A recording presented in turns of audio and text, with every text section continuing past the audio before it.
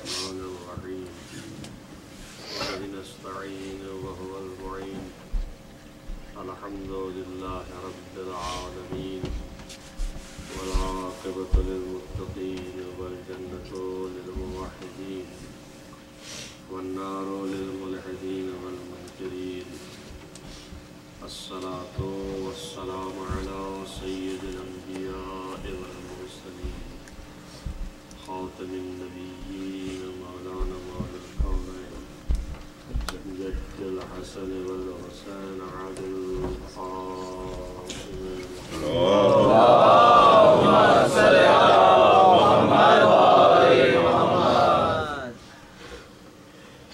ولا سيما على عباده ووزيره ومسيره وخليفته مخلوق كل غالب غالب كل غالب مولانا علي بن أبي طالب اللهم صل على محمد وآل محمد الطيبين الطاهرين المعصومين المظلومين الذين أذهب الله عنهم الرجس وطهرهم تطهيرا اللهم صل على محمد وآل محمد على أعدائهم أجمعين من يومنا هذا إلى قيام يوم الدين أما بعد فقد قال الله سبحانه وتعالى في كتابه الحكيم بسم الله الرحمن الرحيم ما خلقت الجن والإنس إلا ليعبدون صلوات اللهم صل على محمد وآل محمد.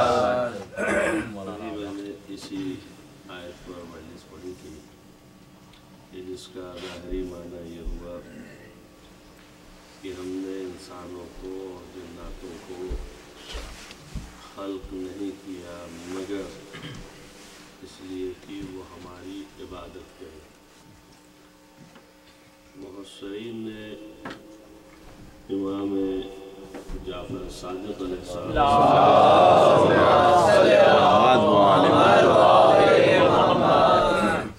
روایت نقل کی ہے اس کے ذیل میں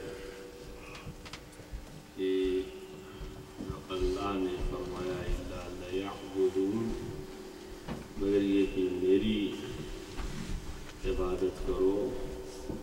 اس سے مراد ہے الا لیعرفون یعنی یہ کہ میری معرفت اختیار کرو. اور میں نے اسی کو اس بھی قرار دیا تھا بھی کہ در حقیقت عبادت ممکن نہیں ہے بغیر معرفت کے بغیر پہچان کے. تو اللہ نے خلق کیا ہے در حقیقت اپنی معرفت اختیار کرنے کے لیے. اللہ کو پہچاننا بہت مشکل ہے. رسول اللہ صلی اللہ علیہ وسلم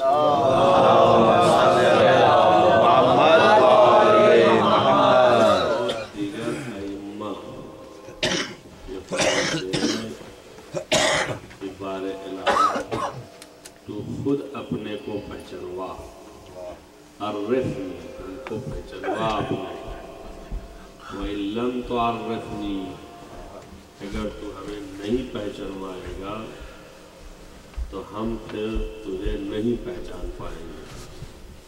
اللہ کی ذات ایسی ہے کہ اس کا خود سے انسان کو پہچاننا ممکن نہیں. لہذا اللہ سے ہی وہ مدد مانگتا ہے. اللہ ہی سے بندہ کہتا ہے کہ تو پہچانوا. اور اگر تجھے نہیں پہچانوایا تو ضللتو تو میں گمراہ ہو جاؤں گا. وَإِن لَمْ تُعَرِّفْنِي فَضَلَلْتُ اگر تو نے نہیں پہچانا مجھے پہچانوایا تو میں گمراہ ہو جاؤں گا. اللہ کی معرفت نہیں پیدا ہو سکتی مگر یہ کہ اللہ ہی یہ معرفت دے. اللہ ہی پہچانوائے. جب تک وہ نہ پہچانوائے گا پہچان نہیں سکتے. ظاہر ہے کہ اللہ تو پھر بھی نظروں کے سامنے نہیں ہے اور दिखाई नहीं देता, उसका पहचानना तो बहुत मुश्किल हो जाता है। जो नजरों के सामने होते हैं उनको नहीं पहचान सकते। क्या बात है, क्या बात है मौलाना। वो तो गैब में है। ऐसा है कि ना वो हमसे दूर है और ना ही जाहिर में हमको दिखाई देता है कि नज़दीक है, मगर वो हमसे दूर भी नहीं है, दूर नहीं है, नज़दीक है, नज़दीक होके भी हम दूर हैं। इतना ही ज़्यादा कि समझ ही नहीं पाते कि कहाँ है, किधर है। मगर अल्लाह अगर चाह ले तो हम इन्हीं दूरियों के साथ, जैसा कि उसने कहा कि नहनु अक़रबु मिन हब्लिल वरीद, मैं तुम्हारी रगे गर्दन से ज़्यादा तुमसे नज़दीक हूँ। तो उसी तरह अगर वो चाह ले तो हम समझ भी सकते हैं, पहचान भी सकते हैं।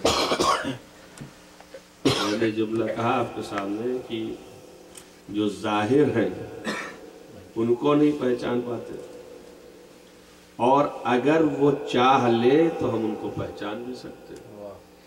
जैसे कि अल्लाह जब तक न पहचानवाना चाहे अपने को तो आप नहीं पहचान सकते, वैसे ही जाहिर में अहले बैत का भी यही हाल है। मोहम्मद वाले मोहम्मद अलैहिस्सलाम अगर वो न चाहे तो आप पहचान नहीं सकते।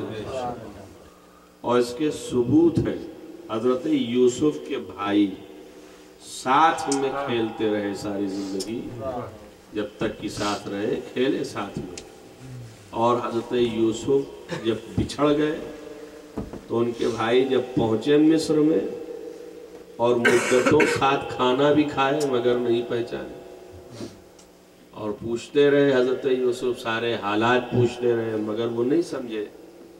लेकिन जब उन्होंने कहा कि तुम्हारा एक भाई यूसुफ भी था, उसे याद है कुछ, तो उनके जहनों में तस्वीर फिरी, तो धक से हो गए कि ऐसा तो नहीं कि यही है। तो पलट के पूछा, क्या तुम ही तो नहीं हो यूसुफ? तो जब तक नहीं चाहा कि पहचानवाए तब तक नहीं पहचान सकता, और जब चाह लिया कि मुझे पहचाने तो पहचान। जब कुरानी सबूत है, पैगंबर खत्मी मर्तबत उम्मे जमील दुश्मन तरीन औरत थी, उसने चाहा कि पैगंबर को अजियत पहुंचाए। जैसे ही खाने काबा में पहुंची, हजरत तिलावत फरमा रहे थे और वो लेके पहुंची थी कुछ ऐसी गंदगी कि जाके हजरत के ऊपर डाले, मगर अल्लाह ने ऐसा बचाया कि जब वो पहुंची आवाज तिलावत की आ रही है मगर दिखाई नहीं दे रहा। तो पूछ रही है उनके दोस्त से कि तुम्हारे दोस्त कहाँ गए? तो वो भी इधर उधर देखने लगे कि अभी तो साथ ही थे, यही तो थे, अभी दिखाई नहीं दे रहे। क्या कहने हैं? तो अगर नहीं चाहते तो पहचान नहीं सकते। छठे इमाम जाफर सादिक